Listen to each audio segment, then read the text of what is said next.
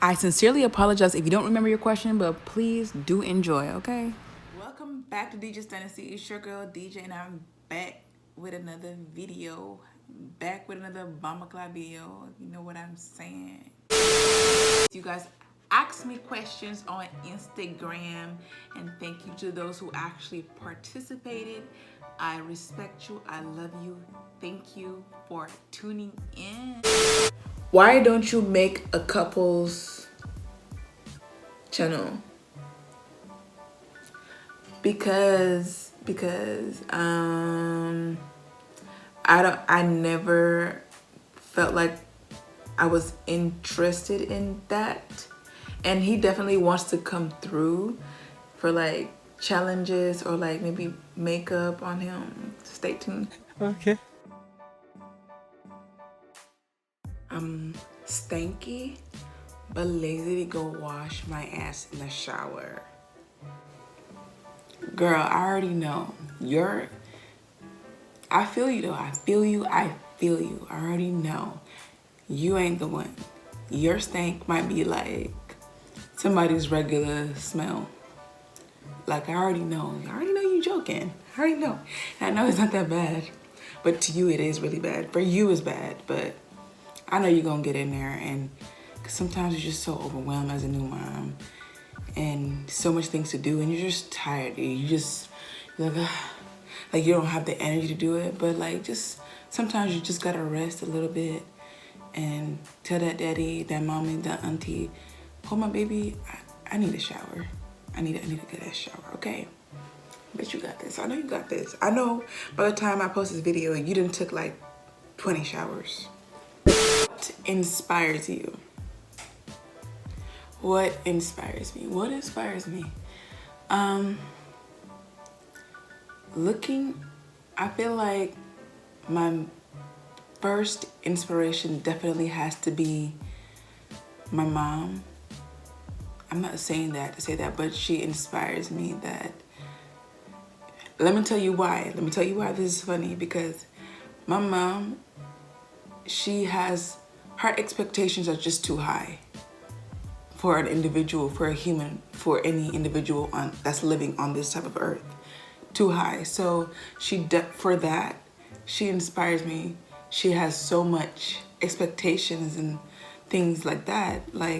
So she actually inspires me that I am probably able to do whatever I want to do or whatever I need to do to get to where I want to go.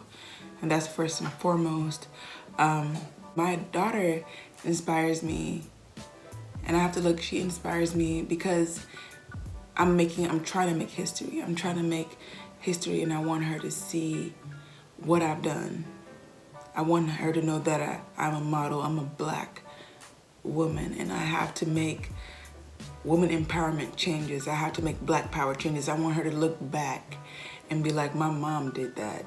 God inspires me by waking me up every day. I don't know what other way. If nothing inspires you, waking up every day definitely inspires me. Gives me the knowledge that God gave me another chance to learn, to grow, to change, to see things in different ways, and just seeing different types of people, seeing people who are disabled and seeing how they manage to find a different way to like live their life, and seeing people who are dying, seeing that they didn't have the opportunity to change. And I don't know my days, but if I keep worrying about the negative, I'm gonna be negative until I die. But if I focus on the positive things and focus on the part that I could possibly change, that's why I'm like, people who knew me 5 years ago, you probably don't know me right now. You definitely don't know me. Whatever impressions you had of me in high school, especially when I was younger, you don't know me. And change is an ongoing cycle. So that inspires me. God inspires me. My friends inspire me because my friends are a major inspiration. They just go for it. Like they do their damn thing. Like they wear so many hats, and I just admire and love every hat they wear, and they do things and they do it well. They never half-ass anything, and they inspire me, and I just love just seeing them grow, you know, and become the women that they are today. It's amazing. Smiling inspires me, laughing, smiling, just feeling that happiness, and you know, feeling that happiness and trying to chase that smiling. I always want to be happy, so knowing that I was happy and could be happy again inspires me to continue to chase that happiness. Those are just my inspirations, and I hope when I too, as a Black Muslim African woman, can inspire other Black African non-Muslim any woman. And that's why I feel like I love this platform, because I love this YouTube platform, because it allows people to watch you, even if it's just one thing, that if they just see you go through so much in life, like I've went through so much, and I feel like if you can see me laughing and smiling, if you are actually currently going through what I went through, then you could be inspired to make a change that will benefit you in your future. So definitely, that's on God and on everything, and that's on period, okay? You got this. What is something you regret doing recently?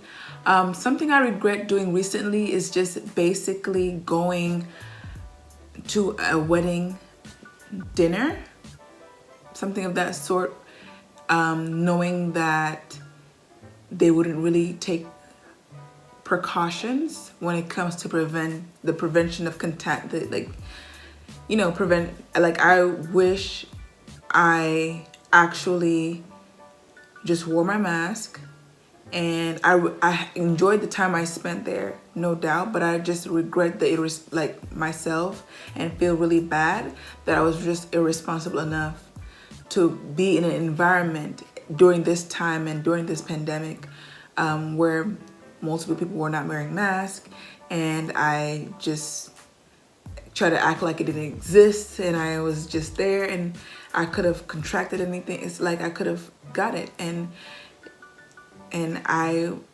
really regret that. What are 2 things I would advise my young self? I would tell my young self to be true. Continue to be true to yourself. Never lie. Always stick to your truth. And I say this from experience. There was a lie. There was something that happened when I was younger, and it totally changed everybody's perspective about me. She denied it, and I thought because she's an elder, they would believe her, and I changed my story, which made me look like a liar. And at some point, I'm like, okay, people know me like as someone that's always lying. So I was like, and it's still hard. Like sometimes I find myself lying. I'm like, why am I lying? Like, what the fuck? Like, it's not even necessary. So always stay true to yourself. Always tell the truth. Never be afraid, and stick to it. No matter if the person is old, no matter if that person is a big person in the community, a pastor, an imam, whoever they are, stick true to yourself. The second thing I would tell my young self is to not put myself down to make others feel better, because they need to be able to make choices that will get them to that position, and it's not my responsibility to, you know, babysit or navigate or make somebody feel better about themselves when they are not supposedly deserving. And I can make you feel better, cool. I can be humble, cool, but I don't have to put myself down in order to make that happen, because it doesn't help that person. They'll always feel like they need to use that. They will always put you down or use you as a pedestal or compare you. So just try to like be humble, remain humble and not put myself down. Take credit for what you've done, and don't put yourself down to make others feel better about themselves. It's not your fault. Baby number 2. She said, baby number 2, question mark, question mark, question mark, question mark, question mark, laughing emoji. I mean, I'm like, I'm not physically, mentally, financially ready. I do want to get them out I want to get them out the way as much as I can. Like I do. I'm just really struggling, and I cannot imagine having more than what I have. I feel like my plate is really full, but I do want to get them out the way. I don't want to wait till it's too late. Maybe 2022. I don't know. Maybe we can have our second child together. I don't know. I was opposed to it, but I'm like, I would rather go ahead and do it than wait until my daughter is like 5 or 10 years old, and because it would be too late. I already feel like I started late anyways. So, but baby number 2, inshallah, God willing, God plan. I'm gonna try to be safe. I want to at least pay off my student loan and my car before that. Financially, I'm trying to be financially at least responsible, not stable, but responsible, to like make sure I'm taking care of certain things and reaching certain goals before that happens. But if it happens, you know, it happens. I would definitely love for it to happen, inshallah. What is something you like to do as me time? What I like to do as me time right now is working out. It just, I don't do it as often, but when I do it, I just feel like I'm taking care of myself. I get a chance to think, to clear my mind. So something like I like to do as me time will be working out and just sleeping. Yes, sleeping, because I don't get enough of that. So sleeping is me time, because my sleep with my baby is not the same as sleeping when she's home. It's 2 different types of sleep. Top 3 things you can't live without. I would say my mom, my kid, family, some family, not all, some family members, friends. Can I just put that together in my phone? Yeah, so God, of course I can't live without God. I don't know if it's just like objects, or like, should I make this an air, water, phone situation, or like family? I don't know. It's the top 3. It has to be like my phone, like object wise, and it would have to be people that I love, and water. Water is really good. It really completes me. If I could live anywhere else in the state, where would I live? I would definitely live in Texas, simply because I live there. It's not like the best place, but when it comes to when you want to raise your children, I feel like the community provides so many different options to make Islam more interesting, and they find different ways to educate the kids and to have them engage in Islamic school, Islamic studies. It's not like the ordinary Sunday school where you go to Sunday school, you come back and you ask them what they learn, and they're like, you know, they actually have events and engagement and activities, different ways for different types of children, different age groups, and it's well organized. And I will definitely, for the sake of my child, I would definitely move to Texas. What is the hardest thing you have to do? What is the hardest thing I had to do this year? I would say put my daughter in daycare. It was very, very, very hard for me to put her in daycare. It was hard. It was the hardest thing I had ever had to do. I put so much stress and doubt, and it was very hard. Like I can't even tap into that right now, because it would just make me really sad. But I know I wasn't really meant to be a housewife. I already knew that. When I'm at home, oh yeah, I can play housewife. I can take care of you. I can take care of the things that you need. But when I'm like, I can also be a CEO. And I already knew that I was bound to like do this anyway, and I feel like it just happened too soon. But you can't. I just pray to God that God is watching her, and of course God is watching her, but God is not gonna put her in any situation that will make me regret that decision, you know. But at the end, I'm still shopping around. After school, I'll probably figure out another daycare or school where I can actually see what's happening while she's at school. So that's just always a mystery. Like, you just never know what's happening, and you just never know how they're treating your child when they're around. It's like, you know, it is what it is, you know. I mean, they know that I'm that mama that will pull up. They already know. So if anything were to pop off, they already know what's up.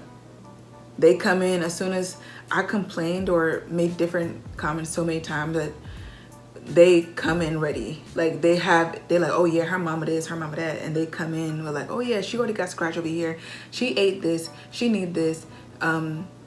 So I don't mind being that mama bear for them. Definitely not. So they don't know. So they know. So they know. They gotta know. Period. What is the hardest thing I had to learn this year? Most people really rely on you to gain something from you. And I was kind of like salty, like dang, people sometimes they really just need you because they need you, and that's okay. It kind of rubbed me the wrong way. It might not be the hardest thing, but that's whatever I can remember right now. But it kind of rubbed me the wrong way, but I feel like I'm okay, you know? I'm okay with being needed and not needing anything from them. I'm okay with that. Not everybody is gonna add value or add finances to your life, and that's okay. We shouldn't really look at people as ops for gaining, like, oh, this person is in my life for this, so that therefore I'm only gonna be okay. No, it's not a transactional thing. Like, I'm okay with being needed and not needing anything from them. Anyways, this video is long. It's kind of like, it's like 1 o'clock and I'm like kind of really tired. So I'm gonna go ahead and end this video right here. If you want to see more videos, just subscribe and share the video so I know that you like what you see and you like what I do. Comment down some suggestion, DM me, DJ's Dynasty, and I will reply in less than 48 hours. I got time, and I got time today, okay? So I'm gonna see you guys in my next video. I really appreciate all of you. Thank you for watching again, and I will be back with another Bumba Clap video, okay?